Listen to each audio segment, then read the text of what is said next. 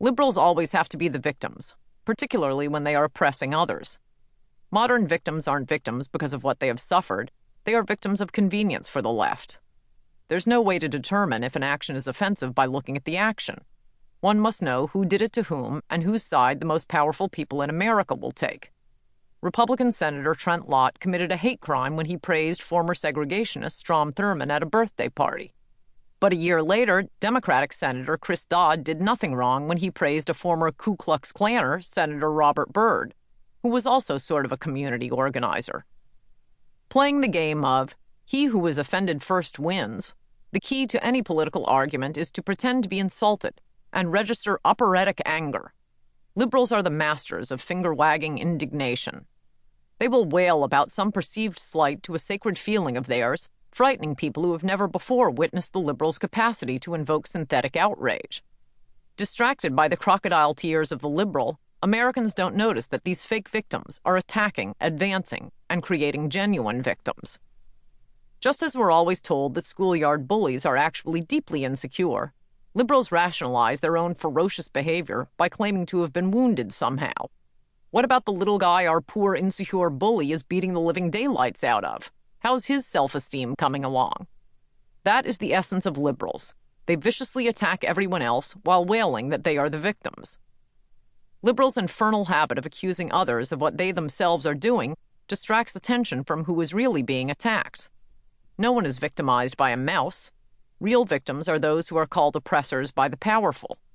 Just as Nazi mythology made ordinary working Germans believe they were victims of Jewish oppressors in order to oppress the Jews, today's media-certified victims are the true oppressors, and the alleged aggressors are the real victims. To find the authentic victims in most situations, one can simply refer to the people the mainstream media urge us to hate. Beasts such as George Bush, the Duke lacrosse players, Joe McCarthy, Jesse Helms, Tom DeLay, the Swiftboat veterans, and Sarah Palin. But often the victims are nameless, faceless victims of repellent liberal policies that are promoted on behalf of counterfeit victims, such as single mothers or the poor. Media-anointed victims inevitably create actual victims who became so the old-fashioned way. They earned it. Fake victims have become so crucial to liberal argument that you need a pathos meter to follow politics in modern America. Every policy proposal is launched or opposed on the stories of victims. When Senator Hillary Clinton sought more federal money for New York City in 2007, she made a big show of attending Bush's January 2000 State of the Union address with the son of a New York City police officer, Cesar Borja, who had died that very day of a rare lung disease he had allegedly acquired from working 16-hour shifts at the World Trade Center after the 9/11 attacks.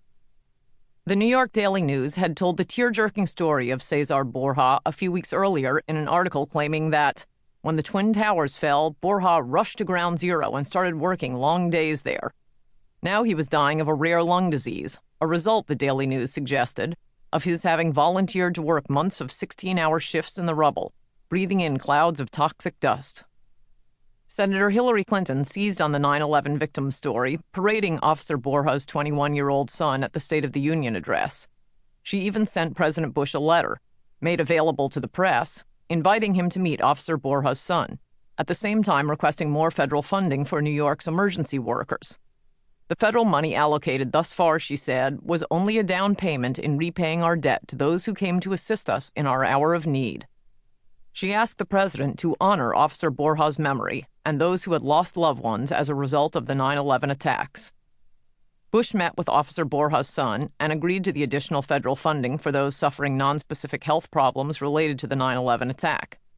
Senator Clinton then released another letter, noting our responsibility to take care of those who took care of us, those who, she said, selflessly risked their lives and their health at Ground Zero. Then it turned out the story of Officer Borja's glorious heroism on 9/11 was a complete hoax. Borja had not rushed to the disaster site after the attack. He only started working there, directing traffic, near the end of December 2001, by which time much of the rubble had been cleared away. He was not a volunteer. This was his job. Indeed, the only reason he was working 16-hour days was to boost his pension just before he retired. In all, Borja had worked 17 days at the World Trade Center, most of them in 2002. Borja retired in June 2003 and did not begin to develop pulmonary fibrosis until 2005. There were other possible explanations for his rare lung disease, such as his pack-a-day cigarette habit until 5 or 6 years before the 9/11 attack. Officer Borja had done nothing dishonorable, but he had not selflessly risked his life at ground zero, as Hillary Clinton claimed, in order to beg for more taxpayer money for New York City. Asked about its make-believe reporting on Borja's undaunted heroism, the Daily News observed that the paper had never explicitly said Officer Borja had rushed there soon after September 11th, only that at some point he had rushed there. No matter, he had served his purpose, and New York City got its federal funding. All the left's seminal imagery keeps turning out to be a hoax. Daddy was diving repeatedly into ground zero when he was nowhere near the place. The New Republic's Baghdad diarist told sickening tales about the brutish behavior of American troops in Iraq. And then he signed an affidavit admitting he made it all up. John Edwards was the loyal husband to his cancer-stricken wife, except it turned out he was carrying on an extended affair with Rielle Hunter. The Democrats dredge up victim after victim, but it's hard to find one true story. Why do liberals keep coming up with hoaxes for our edification? Time and again, liberals transform themselves into chaste Victorian virgins, fainting over the suffering of their victim du jour. But then the facts come out, and liberals react like Emily Litella on Saturday Night Live. Never mind. You know you've really made it in America when the left weeps for you. But this much-sought-after victim status is evanescent, lasting only as long as the fake victim's bellyaching advances the liberal agenda.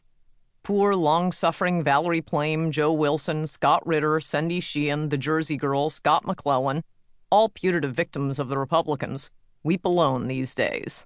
The liberal establishment has moved on.